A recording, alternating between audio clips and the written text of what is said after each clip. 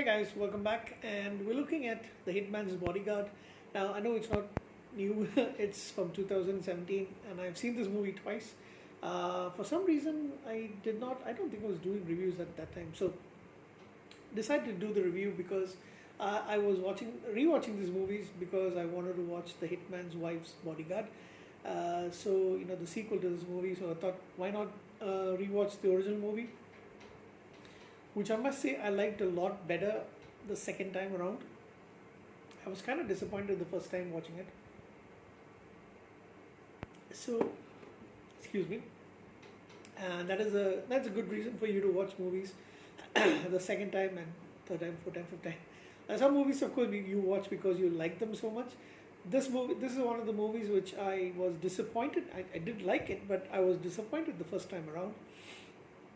I was expecting a lot more from this movie, but yeah, the second time around, I think it fared much better in my eyes, and I really enjoyed it. And being a Ryan Reynolds fan and even a Samuel L. Jackson fan, a Salma Hayek fan, of course, um, I guess just the fact that these three actors are in the movie is enough for me to rewatch it multiple times. Anyway, the Hitman's Bodyguard, like I mentioned, came out in 2017. The trailers made it look like it was going to be a laugh a minute, a riot, and with a lot of violence, action, and comedy, and a lot of swear words around. I mean, if you put Samuel L. Jackson, you're going to hear the words "motherfucker" multiple times, and of course Ryan Reynolds is no.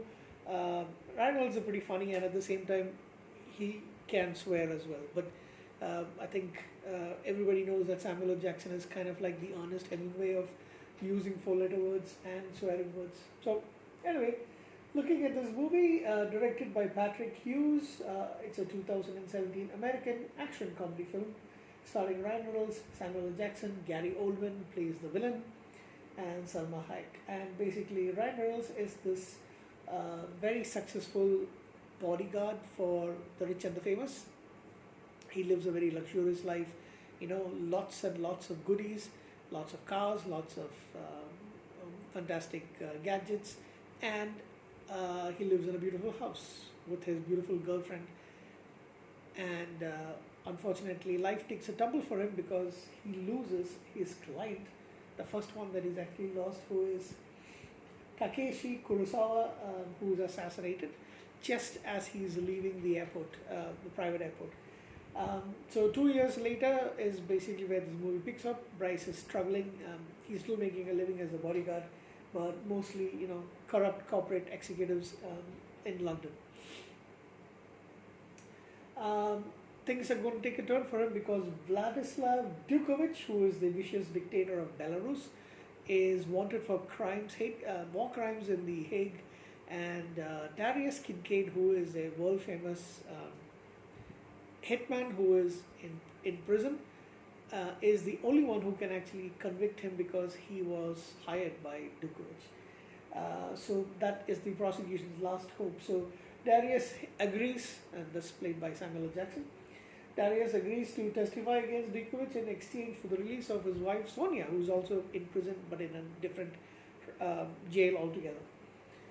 So Interpol, I was going to say the internet. Interpol agent Roussel, who is played by, I don't remember seeing this actress much before, Elodie Young, who plays Amelia Russo, who's the Interpol agent, and is Michael Bryce's, Ryan Reynolds' ex-girlfriend. And they kind of broke off after his things went down south. So she's leading the convoy that's taking Darius Kincaid, supposed to take him for his, where he's supposed to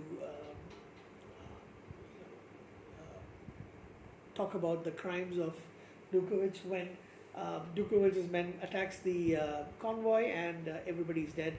Darius manages to get a weapon and he kills a lot of the people. He and Rousseau are the only one who are still alive. She doesn't. She thinks that there's a mole in the agency, and there does turn to be one in there. So she takes him to a hideout and then calls Bryce to protect Kincaid. and things go from to worse. It's really funny. Um, Kincaid later admits that he was the one who actually killed Kurosawa, and Bryce really gets pissed off while they're trying to make their way to where he can to the Hague. He actually abandons him and sits and drinks beer in a beer garden. However, Kincaid is being attacked, so he does manage to decide to come to the rescue of Darius. But Bryce gets kidnapped by the men from Dukovic, and now Kincaid is going to go save him. Thus, they patch up their differences, and they finally make it to the Hague just in time for Darius to go and give his testimony against Dukovic, or yeah, basically that's it. So that he had hired him to assassinate a political rival, and he refused it, but he was witness to the crimes, to the mass execution, and he shows them photographs that is saved in a particular secret hideout. So Dukovic then tries to bomb the place, and Russo leads. Russo finds out that Fouché, who's her boss, is actually the mole, and they try to stop him. Of course, he gets killed. Dukovic gets killed. No, sorry, he doesn't. He does get killed, and so Bryce is now reunited with Russo. Kincaid is injured but taken to the hospital. He is let free and breaks out. Sorry, no, he's not let free. He breaks out of the prison 7 months later, and he and Sonia go and celebrate their anniversary in the same bar in Honduras where they met, fighting people who try to get fresh with her, and then they start dancing while there's a big brawl happening over there. That's basically the movie. So, like I mentioned, lots of swearing, lots of violence. I love the action. I love the camaraderie between Reynolds and Samuel L. Jackson. That they're really meant to be together in a movie, and now we get to see them in multiple movies. I mean, there's nothing major in it. I mean, you kind of can guess. There's nothing that is going to tax your brain about who the actual mole is, what's going to happen and all that stuff.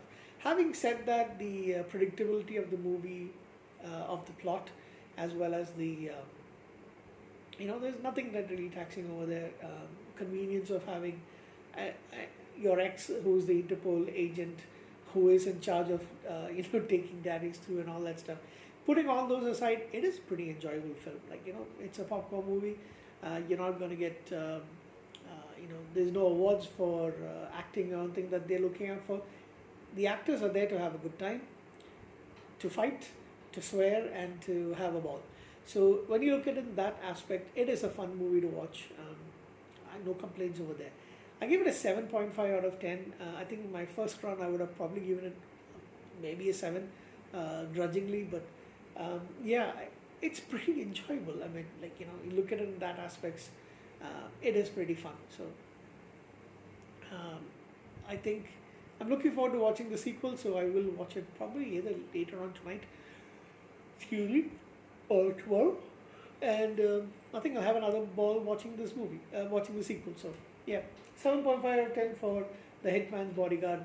It's a fun movie. Great choice in music, by the way. I laughed my ass off in the trailer, and just the idea of Whitney Houston singing that song for for these two, it was really funny. So yeah, take care guys. I shall see you again in another review coming up just after this.